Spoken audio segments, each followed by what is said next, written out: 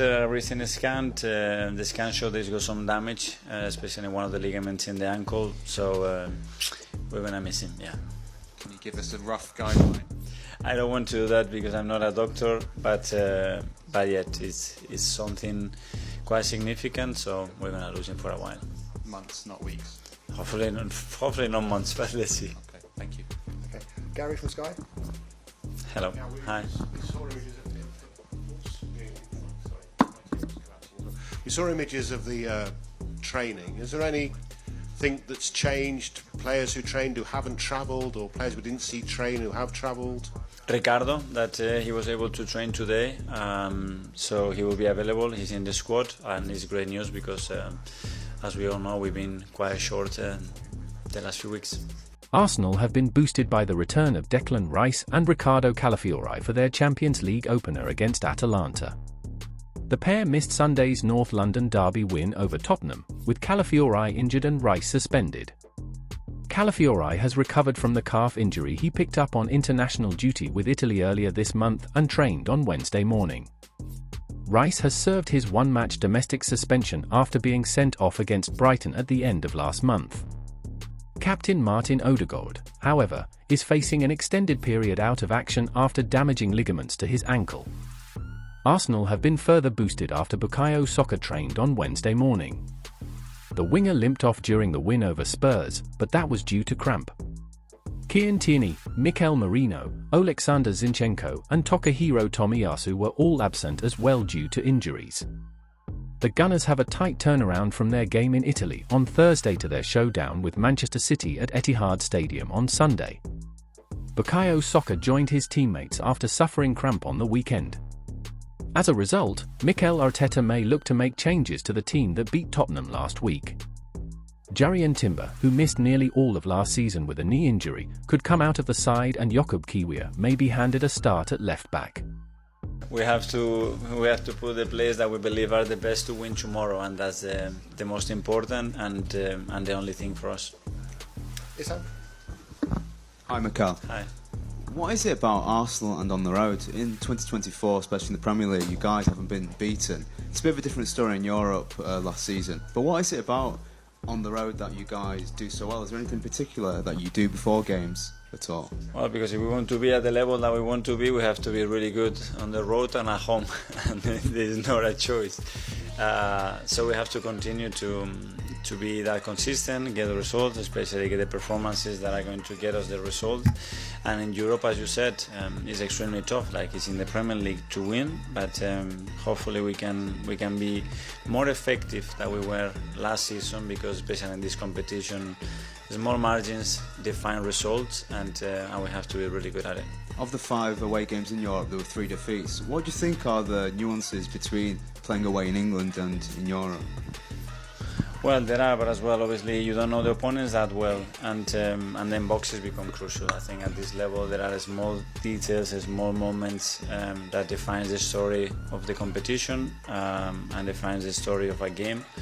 And in the Premier League is a bit different, but in Europe the teams are ruthless, and you better be at your best and be very, very effective. Hi Mikel, just on a bit more on Odegaard, please. Obviously it's a big miss for you, but are you confident that you've got the players to fill in for him while he's absent? Yes, but we have to show that. Obviously, he's our captain. He's one of our biggest players, without a doubt. He's been one of the most consistent players in the last 2 or 3 seasons, and this is who it is. And our identity as well is very related to his way of playing and his way of behaving. We're gonna have to deal with that, and that's a great test for the team as well. How capable we are to show maybe a different face, and the fact that we have other players and other options that can be still very effective. And in terms of last year's Champions League, how much do you think this team has learned from their experiences of playing in the Champions League last year, and do you think you can take that into this campaign? I hope so. That's the aim. It was a great campaign for us. We go to a place that we didn't as a club for 16 or 18 years, and we weren't satisfied and happy at all because we want more. So let's show that hunger. I think we have the ability, we have the quality certainly, and now we have to prove it. Hi Mikel, just picking up on what Ed said, that was this team's first campaign in the Champions League together. Did it change your thinking at all, especially maybe the quarter-final against Bayern, on how you approach Europe? It's not, I don't know if it's going to change, depending on the opponents, depending on the moment that we are in. We certainly learn certain lessons, certain aspects that we can do better.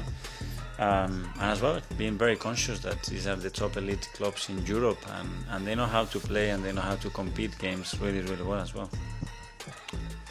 Hi Mikel, you lost those 2 big away games against Porto and Bayern Munich as well. Do you think this team is now better equipped to deal with the pressure and those atmospheres of an away day, because you'll get another one here tomorrow night as well?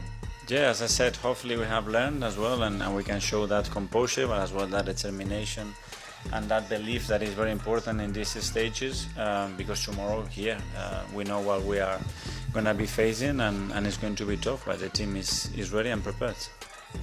Hi Mikel, there's obviously a new format in this season's Champions League with 2 extra games, and you've spoken in the past about needing to protect the players when it comes to the fixture list. Do you think that's being done with these extra games? Do you think it's fair on the players, the demands that are being put on them with all these extra games? Well, I think that the reason why we changed the format is obviously for all the football fans and all the people that love the sport, you know, and to give a better product, more entertainment, and now we have to deliver it, especially the players have to deliver, so let's see how it goes. Hi Mikel, have you been pleasantly surprised almost by how the players as a group have responded to kind of coming close last year and having a disappointment? How big of a test is it to start a new season with a lot of determination and resilience? Yes, well, I think this team has always reacted that way, and the fact that obviously we weren't satisfied and we wanted more, and we knew that we could be there, and we have the level, and we lost a few things on the way that didn't allow us to be there. That has to be in the tummy, you know, and a new season, new opportunity, and that's the beautiful thing about sports. Just quickly about Bukayo Saka, who had a slight injury concern at Tottenham. Is he fine? Yes, he's able to train today, and he completed most of the session, so he's available. Yeah. Hi Mikel, just talking about your away form, you're yet to actually trail in any game in the Premier League away from home in 2024. What has changed, and when did you notice that change, and how can that benefit you in Europe? Well, I noticed game by game, you know, that the team is able to compete, to perform, and to actually get results in very, very difficult stadiums in a really consistent way, and winning matches in different ways, which I think is very important if you want to be consistent, especially play away from home. And now we have to put those learnings to the Champions League, as you said, and show tomorrow that we are capable of doing that de manera molto similare. And I think finally we're going to go to Nick at the back. So Nick, you're going to have to shout. Give a shout. Hi. Thank you. Here and Riccardo Calafiori, whether you've asked them to speak to the players to give them some That's why you have to learn Italian. I just said that I spoke to both of them just to gather some information, because they know obviously the club really well. They both played here. They know a few of the players there, and it's always a very important information to have. Grazie. Buonasera a tutti.